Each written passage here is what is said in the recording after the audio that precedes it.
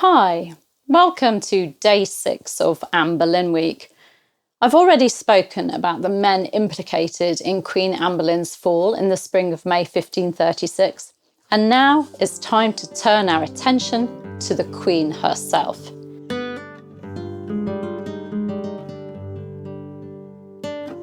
Now, my YouTube channel is the Anne Boleyn Files, so you'll find an abundance of videos on Anne Boleyn, different topics to do with Anne Boleyn, questions about Anne Boleyn, all sorts.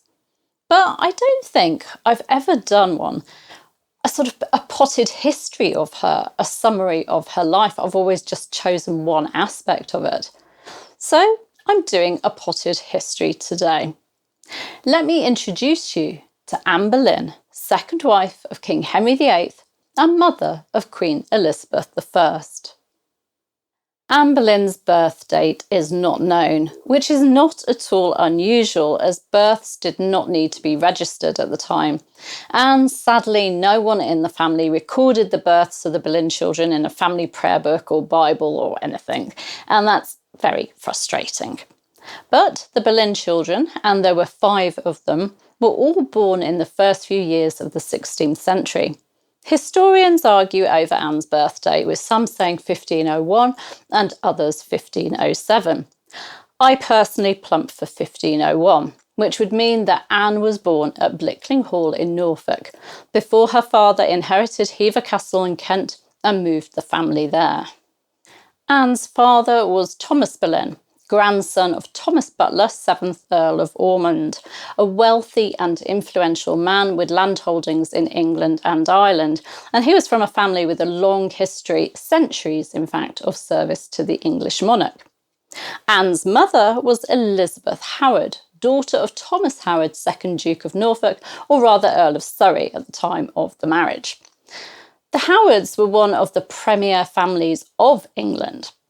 So, with this background, Anne was born into privilege, and her father, who started his court career under Henry VII, quickly became favoured by the new king, Henry VIII. Thomas Boleyn was a humanist, like Sir Thomas More, and believed in educating daughters to the same or similar standards as sons.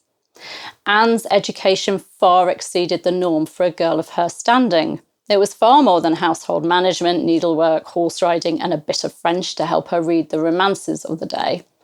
Anne became fluent in French. She learnt to sing and dance well. She learnt to play the lute and other instruments. And as a young woman, she was able to discuss theology, architecture, and the arts. When she made her debut at the English court in early 1522, she was rather different to her female contemporaries. And that was because she'd been finished in Europe, Renaissance Europe, and that was down to her father. Thomas Boleyn's intelligence and his gift with languages led to him becoming a trusted diplomat and being sent on missions abroad. On one of these missions, he'd built a good relationship with Margaret of Austria, daughter of the Holy Roman Emperor. And this led to him being able to secure a position for Anne at Margaret's court, something that was highly sought after by the royal and noble families of Europe. Margaret's court was a centre of culture, and Margaret was known as a patron of the arts. There really was no better place for the young Anne to be finished. Anne was only with Margaret for just over a year, for she was appointed to serve Mary Tudor, sister of Henry VIII, who was being sent to France to marry the much older King Louis XII of France. Mary's marriage was cut short after just 3 months when the king died. But Anne didn't return to England with Mary. Instead, she was chosen to serve Queen Claude, wife of the new King of France, Francis I. Claude was also a patron of the arts, a highly intelligent woman, and she was known for her piety. She was the perfect queenly role model for Anne, who spent the next 7 years serving her. Anne would also have met women like Louise of Savoy, the king's mother, and Marguerite of Angoulême, the king's sister, women who had real power and influence. Anne was recalled from France in late 1521 and appears to have made her debut at Henry VIII's court at the Shrovetide Chateau Vert pageant, where she played the aptly named Perseverance. Although one of the reasons given for recalling her from France was a marriage match with James Butler, an Irish relative, and a young man who was serving Cardinal Wolsey, Anne, who'd been appointed to serve as a maid of honour to Queen Catherine, soon became involved with another member of the Cardinal's household, Henry Percy, son and heir of the Earl of Northumberland. The pair were in love, but it wasn't meant to be. Cardinal Wolsey and Percy's father put an end to the relationship. Anne was sent home to Hever, and Percy was quickly married off to Mary Talbot, daughter of the Earl of Shrewsbury. Negotiations between the Boleyns, the English government, and the Butlers of Ireland for Anne to marry James Butler fizzled out. And perhaps that was the time that Sir Thomas Wyatt of Allington Castle, a neighbour of the Boleyns, set his sights on Anne. As I said in my talk on Wyatt, he had nothing to offer Anne as he was already married, and there's no evidence that she reciprocated his feelings. Whatever the case, Wyatt was forced to withdraw his pursuit of Anne, for another married man began to woo her. This married man was the King of England. It's not known exactly when Henry VIII noticed Anne, but he was determined to make her his mistress, bombarding her with letters and gifts. Anne was in a difficult position. How do you say no to a king without upsetting him? I mean, this was a man who held her father's career, her family's future in his hands. But she did say no, and she even retreated to Hever to get away from the king. But Henry VIII became obsessed with her. He asked her to be his official mistress, like the French kings had official recognised mistresses. But Anne still declined. And eventually the love-struck king, or perhaps lust-struck king, proposed marriage. This time, Anne said yes. Had the king worn her down? Had she finally fallen in love with him? After all, he was said to be charming, intelligent, and generous. Did she see it as her destiny to be queen, to make a difference to England, to bring about reform? Or did she simply see it as the best thing to do for herself and for her family? It's impossible to know. But after she'd accepted the king's proposal, she was certainly committed to being Henry's queen. Henry and Anne could never have guessed that it would take over 6 years for them to be able to marry, and that the great matter would lead to the break with Rome. But they hadn't bargained on Catherine of Aragon's opposition, which caused the Pope to be in an impossible position. The Pope kept stalling, and eventually the annulment of Henry VIII's marriage was issued by the newly appointed Archbishop of Canterbury, Thomas Cranmer, and Henry VIII's new church. Henry and Anne were officially married on the 25th of January 1533, and Anne was crowned queen at Westminster Abbey on the 1st of June 1533, amid lavish celebrations. Her coronation was quite a statement, for she was crowned with St. Edward's crown, the crown usually reserved for monarchs. Just over 3 months later, Anne gave birth to a daughter, Elizabeth. Henry had expected a son. A son was what he needed to secure the succession. But this healthy baby girl gave him hope for the future. Anne had proved that she could carry a baby to term. While the church in England was recognising Anne as Henry VIII's wife, the Pope was condemning the marriage, and he even ordered Henry to return to Catherine. Henry was now supreme head of the church in England, and he set about establishing his authority by ordering his subjects to swear an oath rejecting Rome's authority, recognising the king's supremacy, and recognising the Act of Succession, which declared Henry VIII's eldest daughter Mary illegitimate and Elizabeth as his legitimate heir.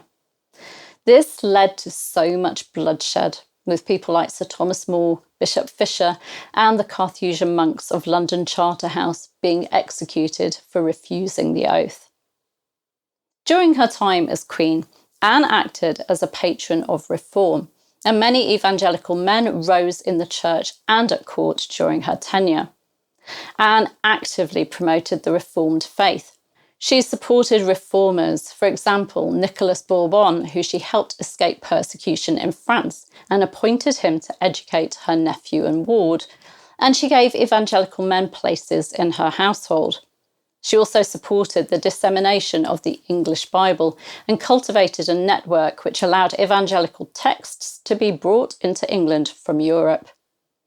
Anne also concerned herself with poor relief, and as well as acting as a patron to reformers, she was also a patron of scholars. Anne was in many ways the model queen consort, but unfortunately she failed in her primary role, that of being a mother to the king's son and heir. In 1534, Anne appears to have suffered a stillbirth, and then in January 1536, she miscarried at about 3.5 months. The fetus was said to have been male. Miscarriages are traumatic at any time, but the timing of this one was terrible. Henry VIII had just had a jousting accident, something which must have reminded him of his mortality and the importance of having a son and heir. And now Anne had miscarried the son he needed. History was surely repeating itself. Catherine of Aragon had been pregnant 6 times and had only given him a son who lived for less than 2 months and a useless daughter. Useless is how Henry would have seen her. Anne had been pregnant 3 times, and all she'd given him was another useless daughter. And Anne was causing problems. Henry and Cromwell wanted to be able to choose between allying England with France or the Empire, to play those powers off against each other like in the good old days. And now Catherine of Aragon was dead, Henry had no argument with the Emperor Charles V. But Anne was a Francophile. She was an obstacle. I truly believe that there was this perfect storm of factors that made Henry turn against Anne in 1536, and that saw Jane Seymour going from a courtly love flirtation to potential wife and mother of the king's son.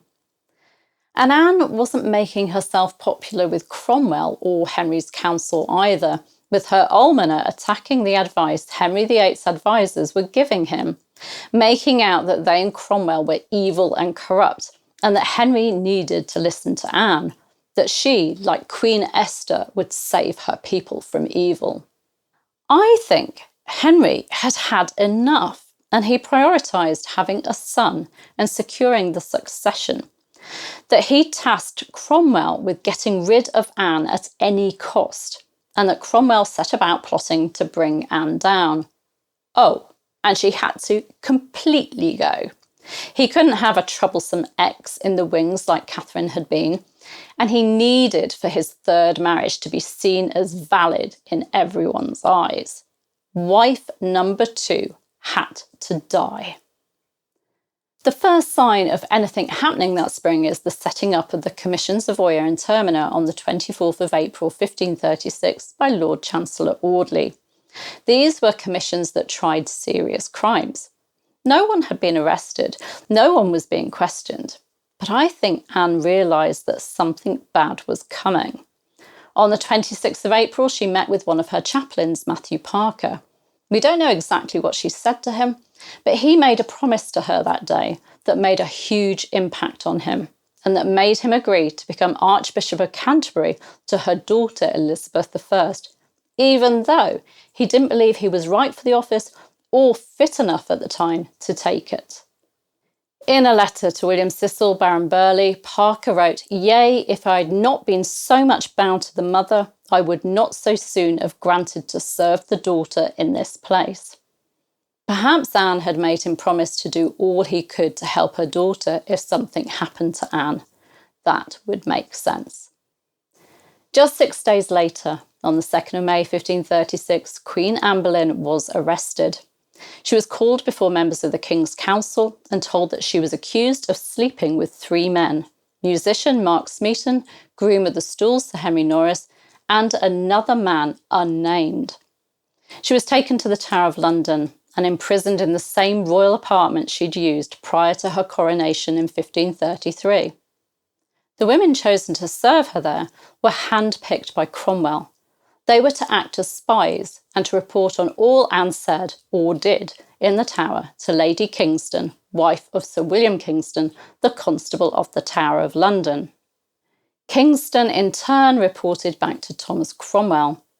7 men ended up being imprisoned in the Tower of London that May. Mark Smeaton, Sir Henry Norris, Sir Francis Weston, William Brereton, Sir Thomas Wyatt, Sir Richard Page, and the Queen's own brother, George Boleyn, Lord Rochford. Wyatt and Page were never tried and were eventually released, but the 5 others were tried for high treason, found guilty, and executed.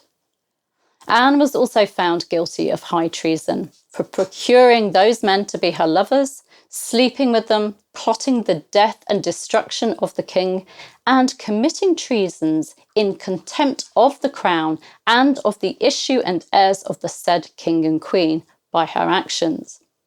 She was found guilty and sentenced to be burnt at the stake or to have her head smitten off. Thankfully, her sentence was commuted to beheading, and the king, in his mercy, arranged for the Sword of Calais, a skilled swordsman, to come and do the deed. Anne Boleyn, the 1000-day queen, was executed on the 19th of May 1536 within the confines of the Tower of London. Now, tomorrow is the anniversary of Anne Boleyn's execution, and my Day 7 video will be on that. But do remember, I'll be going live on YouTube today, Saturday the 18th of May at 10:30 p.m. UK time, 5:30 p.m. New York time. And tomorrow, the 19th, at the same time, to answer your questions on Anne Boleyn. I hope to see you later.